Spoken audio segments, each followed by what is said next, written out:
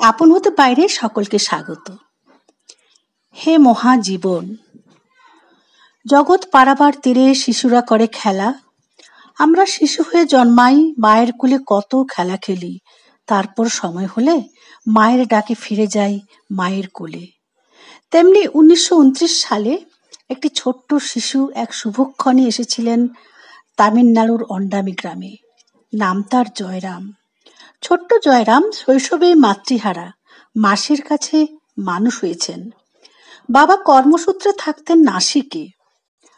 1946 সালে চেন্নাইতে কৃতিত্বের সঙ্গে সেকেন্ডারি পরীক্ষায় পাশ করেন। গভীর মনোযোগের সঙ্গে পড়াশোনা করতে ভালোবাসতেন। পরবর্তীকালেও দেখতে পাই তিনি ছিলেন ভীষণ গভীর মননশীল, অধ্যয়নপরায়ণ। নাসিকে বাবার কাছে কমার্স নিয়ে একটি বিশেষ ডিপ্লোমা কোর্স করেন। ইংরেজি সাহিত্যেও ছিল তার গভীর আগ্রহ। বিশেষ করে পড়তেন নেপোলিয়ন হিলের সেলফ হেল্প এই বইগুলো। ছিলেন খুব অন্তর্মুখী। মুম্বাইতে ফিরে এসে একটি কাজের সঙ্গে যুক্ত হন। তার সাথে পড়াশুনো চালিয়ে যেতে থাকেন। কখনো কখনো মুম্বাইয়ে সমুদ্র সৈকতে অস্তগামী সূর্যের দিকে তাকিয়ে থাকতে থাকতে উদাস হয়ে যেতেন যুবক জয়রাম। মন কোন এক অজানা লোকে পাড়ি দিত।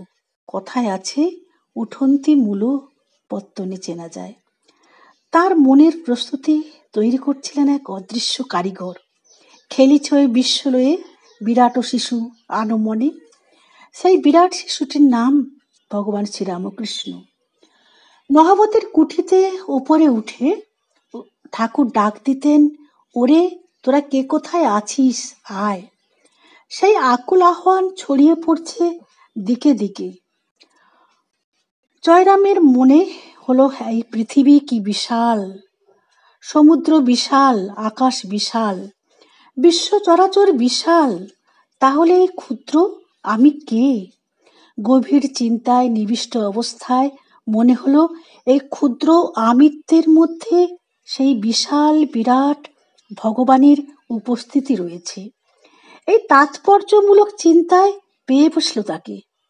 যেসব চিন্তা সাধারণ ছেলের চিন্তাধারা থেকে আলাদা। তার মনে হচ্ছিল কে যেন তার কানের কাছে চিন্তাগুলো জুগিয়ে দিচ্ছে। ওরে কে কোথায় আছিস, আয়। প্রভুর সেই আকুল ডাকের ইথার তরঙ্গ যুবকের কানের পর্দায় এসে অনবরত ধাক্কা দিচ্ছে। আর কি বসে থাকা যায়? তখনও তিনি গীতা উপনিষদ কিছুই পড়েননি। হোস্টেলে থাকতেন। এক বন্ধুর কাছে জানতে পারলেন এই মুম্বাই শহরে রামকৃষ্ণ মঠ মিশনের একটি শাখা কেন্দ্র রয়েছে। বন্ধুকে ধরলেন সেই আশ্রমে নিয়ে যাওয়ার জন্য। কাউকে না জানিয়ে বন্ধুর সঙ্গে বেরিয়ে পড়লেন। এভাবেই ক্রমশ হয় সেই আশ্রমের সঙ্গে ঘন ঘন যোগাযোগ। কোন এক অদৃশ্য সুতো তাকে অনবরত টানছে। সপ্তাহে সপ্তাহে অবশ্যই যেতেন। পড়াশোনায় ছিল তার গভীর আগ্রহ ও মনোযোগ। হাতে পেয়ে গেলেন রামকৃষ্ণ বিবেকানন্দ সাহিত্য, বিশেষ করে শ্রীমর কথামৃত এবং বিবেকানন্দের জ্ঞানযোগ। ব্যাকুলতা বাড়তে লাগলো। সেই বিরাট শিশুটি সুতো ধরে টানতে লাগলেন। আসল খেলা চলতে লাগলো। সেই বিরাট ভগবান শ্রীরামকৃষ্ণ নামধারী। মানব জীবনের তাৎপর্য কি? নিজের জীবনের বা লক্ষ্য কি? একদিন বাসে করে যাওয়ার সময় তার মনের সেসব প্রশ্নের উত্তর পেতে লাগলেন। হৃদয়ের কোন অজানা উৎস থেকে। জ্যোতির জ্যোতি উজ্জ্বল হৃদি কন্দরু। জ্যোতি স্বরূপ তিনি যে বসে আছেন, খুব কান খড়কিয়ে সব শুনেছেন আর উত্তর জুগিয়ে যাচ্ছেন যুবক জয়রামকে। ঠিক যেভাবে সমুদ্র সৈকতে এক অদ্ভুত আধ্যাত্মিক অনুভূতি হয়েছিল। দৃঢ় সংকল্প করেই নিলেন সন্ন্যাসী হবেন। সম্পদ তব শ্রীপদ আর ভব গোষ্পদ বাড়ির মতো। সে সময় মুম্বাই আশ্রমে ছিলেন স্বামী অপর্ণানন্দজি মহারাজ। তার সাহচর্য ও ভালোবাসায় যুবক ব্রহ্মচারী রূপে যোগ দেন। সালটা ছিল 1952। সপ্তম প্রেসিডেন্ট পূজনীয় স্বামী শঙ্করানন্দজি তিনি ছিলেন রামকৃষ্ণ পার্শ্বদ রাজা মহারাজ স্বামী ব্রহ্মানন্দের মন্ত্র শিষ্য।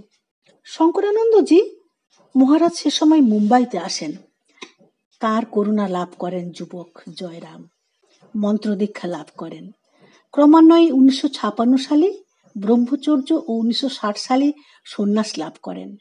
নূতন নাম হল স্বামী শরণানন্দ। করুণা তোমার কোন পদ দিয়ে? জীবনের সংকল্প তার পূরণ হলো। সম্পদ তব শ্রীপদ। এই শ্রীপদ বুকে নিয়েই ঝাঁপিয়ে পড়লেন। নবাগত ব্রহ্মচারী রূপে অতি নিষ্ঠার সঙ্গে গোষ্পদ বাড়িরূপ ভবের কাজ করতে লাগলেন। সে সময় ঔরঙ্গাবাদে খরার প্রাদুর্ভাব। নিপুণতার সঙ্গে পূজনীয় জয়রাম মহারাজ ও অন্যান্য মহারাজদের সঙ্গে ত্রাণের কাজ করতে থাকেন।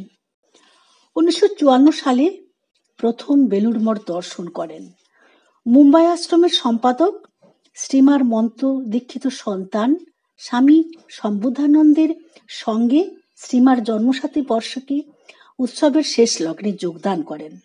তারপর শ্রী শ্রী মার জন্মস্থান পুণ্য জয়রামবাটিতে মাতৃমন্দির প্রতিষ্ঠার কাজেও যোগ দেন। প্রাণার্পণ জগত তারণ। তিনি যে সুতো ধরে টান দিয়েই চলছেন, বসে কি তাই থাকতে পারেন স্বামী শরণানন্দ মহারাজ? তাই কলকাতার অদ্বৈত আশ্রমে স্থানান্তরিত হলো সন্ন্যাস লাভের পর। সালটা ছিল 1958। 70-75 বছর সন্ন্যাস জীবন। অত্যন্ত নিরহংকারী, চিন্তাশীল, পড়াশোনা করার মানুষ, অধ্যয়নশীল। বাইরের কোনো আধ্যাত্মিক অনুভূতির প্রকাশ ছিল না, অথচ অনায়াসেই সমস্ত সমস্যার সমাধান করেছেন, যা সকলের যুক্তিগ্রাহ্য। আপাত দৃষ্টিতে মনে হতো গম্ভীরভাবে বসে আছেন, কিন্তু অন্তর ছিল ভালোবাসায়, করুণায় ভর্তি। জগৎকে জয় করেছেন। স্বামীজির বাণী দাগ রেখে গেছেন। স্বামীজির প্রবুদ্ধ ভারত ইংরেজ পত্রিকায় সহ সম্পাদকের কাজ তার মান উন্নয়নে। তাছাড়া মায়াবতী আশ্রমের কিছু চাষাবাদ, গোশালা রক্ষণাবেক্ষণের দায়িত্ব নিয়েছেন, যা সকলের কাছে প্রশংসনীয়। অভয় পদে প্রাণ সঁপেছি। বৃহৎ শিক্ষা প্রতিষ্ঠান, শারদাপীঠের শিক্ষা বিস্তারে উন্নয়ন। 1978 সালে ভয়াবহ বিধ্বংসী বন্যায় তার নেতৃত্বে সকল সাধুরা ত্রাণ কার্যে ঝাঁপিয়ে পড়েছেন। দেশে বিদেশে স্বামীজির সেই বাণী রামকৃষ্ণ ভাবধারা সকলকে অনুপ্রাণিত করেছেন। স্বার্থপরতা বর্জন করো, অধিনায়ক স্বার্থ ত্যাগ করো, অসীম ধৈর্য। চেন্নাইতে রামকৃষ্ণ মঠের সুবৃহৎ সুন্দর রূপ দিয়েছেন। সঙ্গে সঙ্গে হাজার হাজার ভক্তকে মন্ত্রশিক্ষা দিয়েছেন। বিভিন্ন পত্রপত্রিকায় লেখা প্রবন্ধ, বক্তৃতা একসঙ্গে মূল ইংরেজিতে মিউজিংস অফ এ মাঙ্ক, যার বাংলায় অনুবাদ গ্রন্থ স্মৃতি স্মরণ অনুধ্যান প্রকাশিত হয়েছে। বেলুড় মঠে টয় ট্রেনের ব্যবস্থা করেছেন ভক্তদের যাতায়াতের সুবিধার জন্য। 2017 সালে রামকৃষ্ণ পার্ষদ পেশন মহারাজ স্বামী বিজ্ঞানানন্দ মন্ত্রদীক্ষিত 15তম প্রেসিডেন্ট স্বামী আত্মস্থানন্দের মহাসমাধির পর 16তম অধ্যক্ষ পদে অলঙ্কৃত করেছেন। থেমে থাকেননি, চলেছে মন্ত্রদীক্ষা দান, ব্রহ্মচর্য ও সন্ন্যাসদান। ধীরে ধীরে বার্ধক্যজনিত শারীরিক অসুস্থ হয়ে পড়েছেন। অসুস্থ থাকাকালীন মাননীয় প্রধানমন্ত্রী মোদিজি তাকে দর্শন করতে যান। ধীরে ধীরে দোল পূর্ণিমার পরের দিন এসেছে অন্তিম লগ্ন। বাইরে ছিলেন ইস্পাতের মতো দৃঢ়, কিন্তু ভেতরে ছিলেন রসিক। ঠাকুর বলতেন না, শুষ্ক সাধু হবি না, রসে বসে থাকবি। সেবকদের সঙ্গে ছিল দাদুমতির সম্পর্ক। রসিক, সহজ, সরল। পরিচয় পৃথিবী জুড়ে। তার নশ্বর দেহ ভস্মীভূত, কিন্তু গুরু সচ্চিদানন্দ স্বরূপে সকলের হৃদয়ে রয়েছেন, আছেন এবং থাকবেন। মাননীয় প্রধানমন্ত্রী, রাষ্ট্রপতি, মুখ্যমন্ত্রী আরও বিশেষ বিশেষ জনেরা তাদের শোকবার্তা পাঠিয়েছেন। মাননীয় প্রধানমন্ত্রীজি মোদিজি তার স্মৃতিকথায় বলেছেন, জনসেবাই প্রভু সেবা প্রকৃত অর্থ শিখেছি স্বামী স্বর্ণানন্দজির কাছেই। লোকসভায় নির্বাচনী হইচয়ের মধ্যে শ্রীমৎ স্বামী স্বর্ণানন্দ মহারাজের প্রয়াণ সংবাদে কয়েক মুহূর্ত আমার মনটা যেন স্থির হয়ে গিয়েছিল। শ্রীমৎ স্বামী স্বর্ণানন্দজি ছিলেন ভারতের আধ্যাত্মিক চেতনার অগ্রদূত এবং তার প্রয়াণ আমার কাছে ব্যক্তিগত ক্ষতি। কয়েক বছর আগে স্বামী আত্মস্থানন্দজির প্রয়াণ এবং এখন স্বামী স্মরণানন্দজির অনন্ত যাত্রার পথে গমন বহু মানুষকে শোকাচ্ছন্ন করবে। রামকৃষ্ণ মঠ ও মিশনের কয়েকটি ভক্ত, সাধু ও গুরুগত জনেদের মতো আমার হৃদয়ও গভীর শোকসন্তপ্ত। এ মাসের গোড়ায় আমি কলকাতা শহরের সময় হাসপাতালে গিয়েছিলাম এবং স্বামী স্মরণানন্দজির স্বাস্থ্য সম্পর্কে খোঁজ নিয়েছিলাম। স্বামী আত্মস্থানন্দজির মতোই স্বামী স্মরণানন্দজি তার সমগ্র জীবন উৎসর্গ করেছিলেন সারা পৃথিবীর কাছে। শ্রীরামকৃষ্ণ পরমহংস, মাতা সারদা দেবী ও স্বামী বিবেকানন্দের আদর্শ প্রচারে এই নিবন্ধ লেখার সময় তার সঙ্গে সাক্ষাতের একটি কথাবার্তার স্মৃতি নতুনভাবে মনে ভেসে উঠছে। 2020 সালের জানুয়ারিতে মঠে থাকাকালীন আমি বিবেকানন্দের ঘরে ধ্যান করছিলাম। ওই সময় স্বামী স্মরণানন্দজির সঙ্গে আমার কথা হচ্ছিল স্বামী আত্মস্থানন্দজিকে নিয়ে। সকলেই জানেন রামকৃষ্ণ মিশন ও মঠের সঙ্গে আমার অত্যন্ত নিকট সম্পর্ক। আধ্যাত্মিকতা খোঁজে 5 দশকেরও বেশি সাধু ও মহাত্মার সঙ্গে আমার দেখা হয়েছে। আমি গিয়েওছি নানান জায়গায়। রামকৃষ্ণ মঠ সেই সব সাধুদের সম্পর্কে জানতে পেরেছি যারা তাদের জীবন উৎসর্গ করেছিলেন আধ্যাত্মিকতার পথে। তাদের মধ্যে স্বামী আত্মস্থানন্দজি ও স্বামী স্মরণানন্দজি অন্যতম।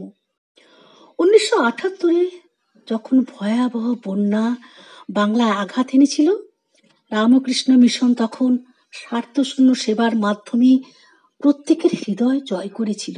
2001 সালে ভূমিকম্পে যখন কচ্ছ ধূলিসাৎ হয়ে গেছিল, স্বামী আত্মস্থানন্দ অন্যতম যিনি প্রথম ফোন করেছিলেন এবং রামকৃষ্ণ মিশনের তরফে বিপর্যয় মোকাবিলায় সব রকম সাহায্যের আশ্বাস দিয়েছিলেন। দেশের পক্ষ থেকে আমি সে মহান আত্মার প্রতি শ্রদ্ধা নিবেদন করি।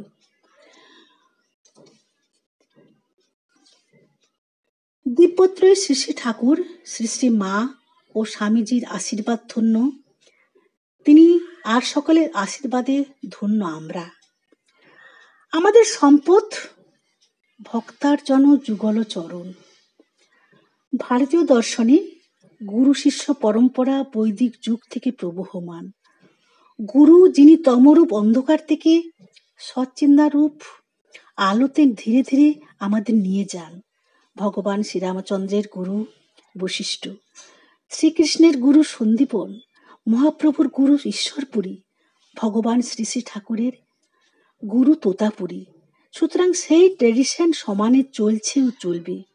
সাধারণত সন্ন্যাসী গুরুর নশ্বর দেহ চলে গেলে অসৌচ হয় না, তবু ভক্তদের মনে যে এক বিশাল বিষাদময় শূন্যতা, সেই শূন্যতাকে ভরানোর জন্য, ভারসাম্য আনার জন্য অন্তত 3 দিন সাত্ত্বিক ভোজন, বিশেষ করে বেশি করে জপ, ধ্যান, স্মরণ, মনন করতে হয় এবং দৈনন্দিন জীবনেও যদি বেশি করে জপ ধ্যানের উপর গুরুত্ব দিই, তবেই হবে গুরুর প্রতি সার্থক শ্রদ্ধা জ্ঞাপন। তিনি যে আধ্যাত্মিক জগতের পিতা। রামকৃষ্ণ শরণং, রামকৃষ্ণ শরণং, রামকৃষ্ণ শরণং শরণ্যে। প্রভু কৃপা হি কেবলম, কৃপা হি কেবলম, কৃপা হি কেবলম শরণ্যে। রামকৃষ্ণ শরণং, রামকৃষ্ণ শরণং, রামকৃষ্ণ শরণং